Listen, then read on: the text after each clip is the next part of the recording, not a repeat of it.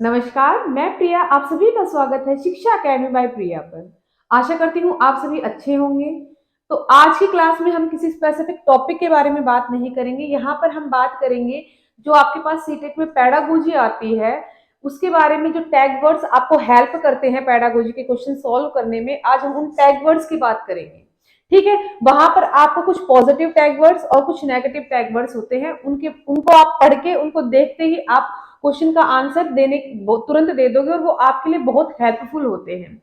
तो सबसे पहले हम बात करेंगे नेगेटिव वर्ड्स की। किसकी बात करेंगे? जो नेगेटिव वर्ड्स होते हैं, जो सीटेट की पेडागोजी में आपके पास नेगेटिव वर्ड्स होते हैं, उनके बारे में बात करेंगे। तो सबसे पहले आपके पास अगर केवल, मात्र, ओनली, सिर्फ, ही, ये आपके पास अगर केवल शब्द आ जाए, मात्र आ जाए, ओनली आ जाए, इनमें से कोई भी शब्द आ जाए तो वो क्या है? आपका नेगेटिव वर्ड है।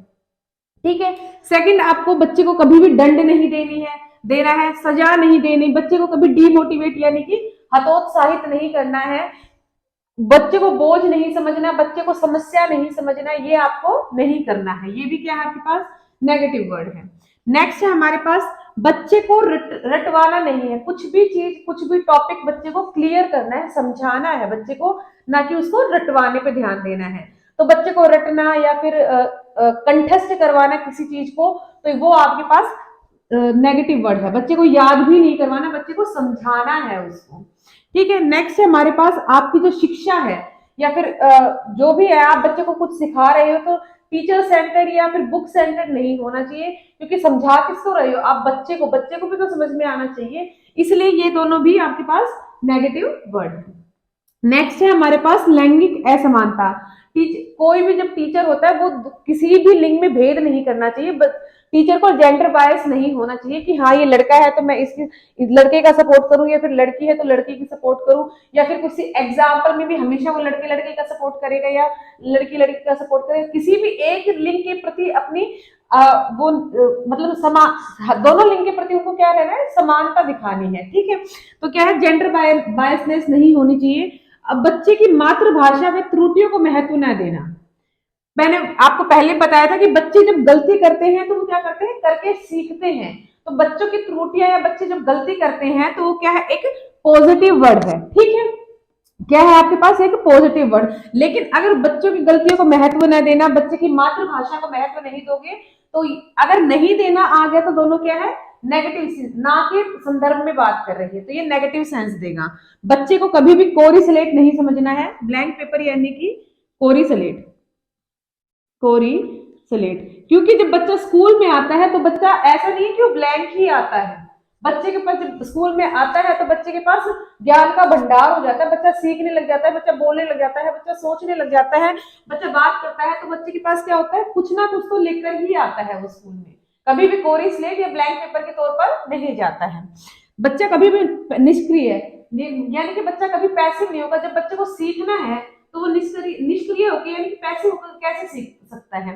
तो निष्क्रिय यानी कि पॉजिटिव नेगेटिव वर्ड है। बच्चे को आप कंट्रोल नहीं कर सकते, बच्चे को आप सीमित नहीं रख सकते, ये भी क्या है? एक नेगेटिव सेंस में आता है। आप व्याख्यान विधि या फिर बच्चे को परिभाषा देकर नहीं समझा सकते। बच्चे को आपको व्याख्यान, ज्यादा लेक्चर, बड़े बड़े लेक्चर दे के नहीं समझाना है। बच्चे को किसी की परिभाषा याद नहीं करवानी है, परिभाषा नहीं समझानी है। ये भी क्या है? आपके पास नेगेटिव वर्ड है। नेक्स्ट है पृथक्करण। बच्चे को आपको अलग नहीं करना है, सब बच्चों को आपको समान समझना है। अगर आप बच्चों को अलग अलग करते हो तो वो क्या देता है? आपके पास नेगेटिव होता है। ठीक है। आगे, बच्चे की तुलना नहीं करनी है, बच्चे को कभी कंपैरिजन नहीं करना, बच्चे की उपेक्षा नहीं करनी, बच्चे की कभी बुराई नहीं करनी। अगर आप बच्चे को पृथक्करण, तुलना, उपेक्षा, बच्चे की बुराई करते हो तो ये क्या है? एक नेगेटिव वर्ड है। ये भी नेगेटिव सेंस में बात करते हैं। बच्चे को आप कभी नियंत्रण, कंट्रोल नहीं करना। अगर आप बच्चे को कंट्रोल कर लोगे या फिर ज्यादा अधिक अनुशासन में रखोगे तो बच्चा क्या करेगा? बच्चा बंधा, अपने आप को बंधा महसूस करेगा, वो ना प्रॉपर तरीके से सीख भी नहीं पाएगा। तो ये जितने भी है ये सारे आपके क्या है? नेगेटिव वर्ड्स हैं। जब भी आपको एग्जाम में पूछा जाए कि क्या इसमें से बच्चे के संदर्भ में सही नहीं है, बच्चे के संदर्भ में कैसे सीख नहीं सकता, अगर आपको ये वर्ड्स दिख जाए, ये बातें दिख जाए, तो आपको यहाँ से उनमें टिक करना है। ठीक है। नेक्स्ट हम बात करते हैं पॉजिटिव वर्ड, यानी कि सकारात्मक जो शब्द आपके पास आते हैं पेडागोजी में, उनके बारे में बात करते हैं। जब भी कोई क्वेश्चन में आपका बात करेगा कि बच्चे का इसमें होलिस्टिक डेवलपमेंट यानी कि सर्वांगीण विकास, ओवरऑल डेवलपमेंट, तो किस में क्या होगा आपके पास पॉजिटिव वर्ड। ठीक है, नेक्स्ट क्या है, आप इसमें क्या करोगे, बच्चे को प्रेरित करोगे, मोटिवेट करोगे। ठीक है, बच्चे को सम्मान दोगे, सभी बच्चों को सम्मान दोगे, उस बच्चों की रिस्पेक्ट करोगे, तभी तो आपको भी रिस्पेक्ट मिलेगी। आप प्यार से बोलोगे, बच्चे के साथ अटैचमेंट दिखाओगे, आप इंटरेक्शन करोगे, ये क्या है, सब सारे पॉजिटिव वर्ड हैं। नेक्स्ट क्या है, करके सीखना, learning by doing, learning by doing, learning by doing बहुत इंपॉर्टेंट है। बच्चा सबसे ज्यादा तभी सीखता है जब वो करके स्वयं से करता है, यानी कि जब भी कोई काम वो अपने हाथों के द्वारा, अपने माइंड से और करके सीखता है, खोज विधि के द्वारा सीखता है, तो क्या करता है, बेहतर तरीके से सीखता है। तो करके सीखना क्या है, एक पॉजिटिव वर्ड। और आपके पास शिक्षा कैसी होनी चाहिए, बाल केंद्रित होनी चाहिए, कक्षाएं भी बाल केंद्रित होनी चाहिए, क्योंकि सिखा किसको रहे हो, बच्चे को सिखा रहे हो, तो इंपॉर्टेंट कौन है आपके पास, बच्चा। अगर आप शिक्षक केंद्रित होगी शिक्षा आपकी या क्लास आपकी, तो बच्चा अच्छे से बेहतर तरीके से नहीं सीख सकता है।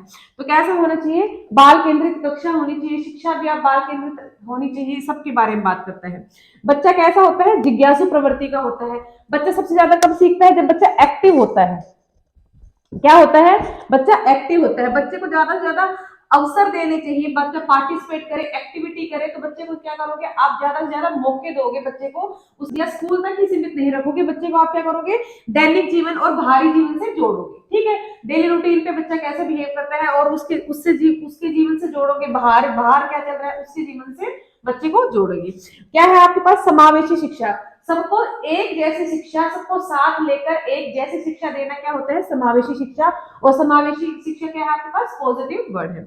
नेक्स्ट क्या है, दृश्य व श्रव्य सामग्री, जो आपकी ऑडियो और विजुअल जो एड्स होते हैं, लर्निंग मटेरियल्स टूल्स होते हैं, वो क्या है आपके पास, एक पॉजिटिव होता है, ताकि आप उनकी हेल्प से बच्चे को बेहतर तरीके से समझा और सिखा सकते हैं।